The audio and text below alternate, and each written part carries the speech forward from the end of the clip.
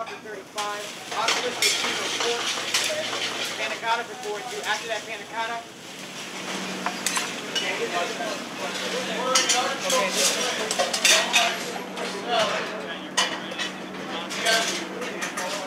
Server, please. Since the year 2000, I've carried around a Food and Wine magazine cover in my wallet, and I promised myself I wouldn't take it out until I got on that cover as a Best New Chef.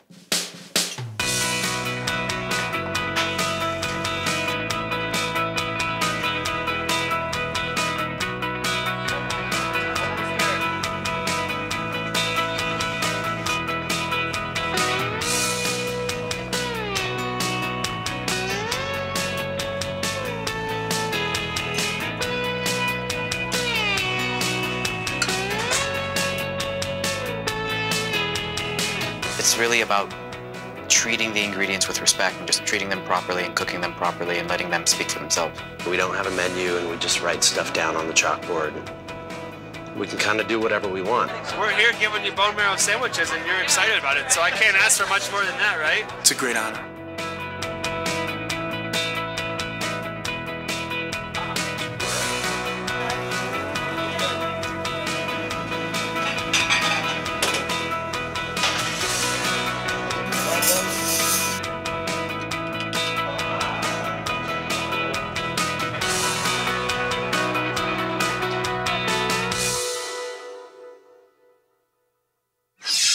We don't actually look for the person, we look for the food. So we go to a restaurant and we say, is this the best food we've eaten all year? Is this the most innovative dish we've ever tried? Does this guy have something going on that's really, really interesting?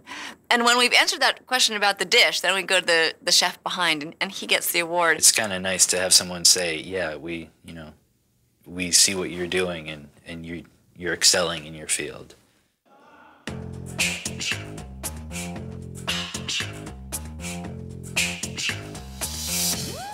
The photo shoot day at New York started at 7 a.m.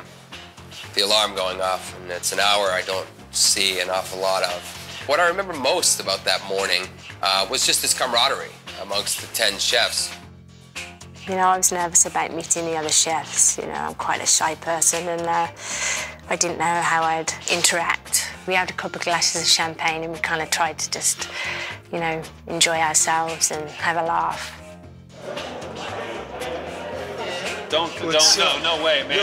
No way, that's not, no way. And everyone was down to earth, and it was very nice surprise to find that it wasn't a clash of egos and, you know, well, my restaurant does this. Everyone was interested in everyone else, so that's probably what I remember the most. But I wasn't as nervous as the awards ceremony. I couldn't cope. I was sweaty and pounding heart.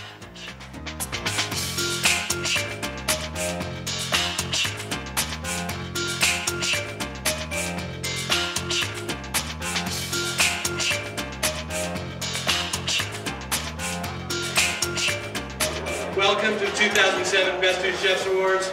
We are so thrilled for you all to be here. April Bloomfield from the Spotted Pig, New York City! Paul Ferrand from B in Western Springs, Illinois. I want you to all show your appreciation for amazing food in America today by screaming and clapping for this class.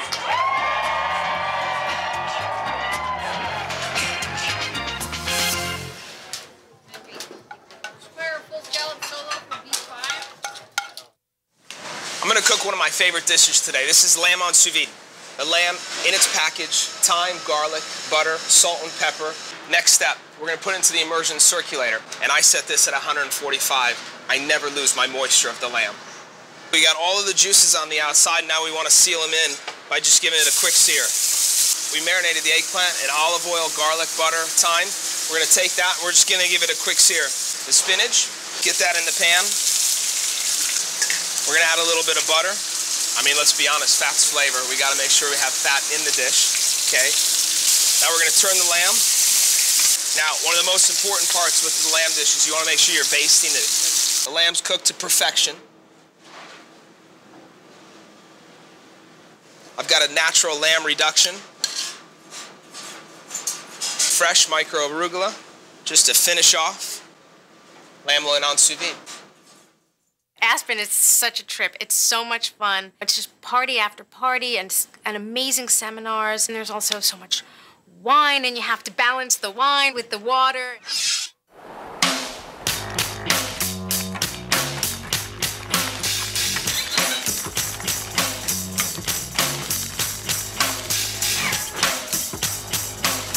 The Chrysler 300C. Move outside and let the man go through. Let the man go through. The sophisticated performance sedan with fuel-saving MDS technology. Move outside and let the man go through. Let the man go through. Our core mission is to expose readers to new foods, to new experiences, to things that they've never seen, never tasted, that haven't been tried, that didn't exist 5 years ago. That's why the Best New Chefs program exists, to help unearth these people and shine a spotlight on chefs who are doing work that really is going to drive the entire world of food forward. They can be from anywhere. They can, they can be cooking almost any kind of food as long as it's creative and delicious. The kind of rules are, though, they have to have been cooking for at least 1 year, but not more than 5 years in charge of their own kitchen. I get up, I have a cup of tea, I take a shower, I have another cup of tea, I go to work, I have a cup of tea, and I start work, and I pretty much do that 12 hours, yeah. The spark, I think, has always been there to ultimately own my own establishment. I was fortunate enough to meet my wife, and that was her goal as well. So it made it a lot easier to get over some of the hurdles and get there together. We don't want this restaurant to be about us. We want to give the 5-star experience with dining, the food, the service, the wine, but it's going to be like you're at your friend's house. I consider myself to be a very humble chef. I like to acknowledge my staff, front of the house, back of the house, from the dishwashers to the janitors to everybody involved. Because it's not a one-man show.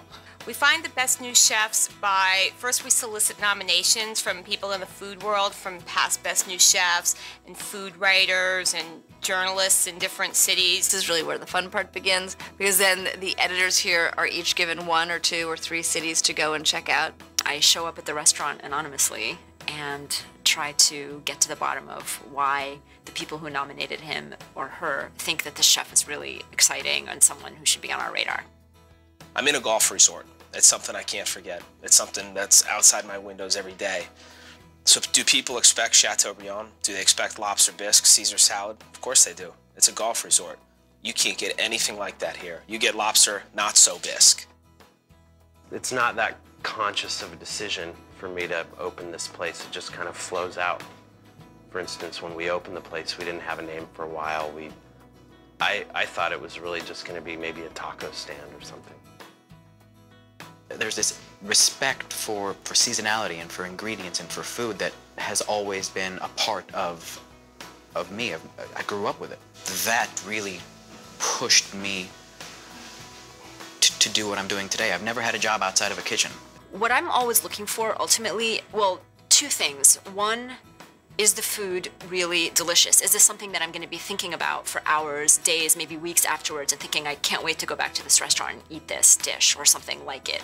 And also, is the chef doing something that shows a spark of creativity and originality?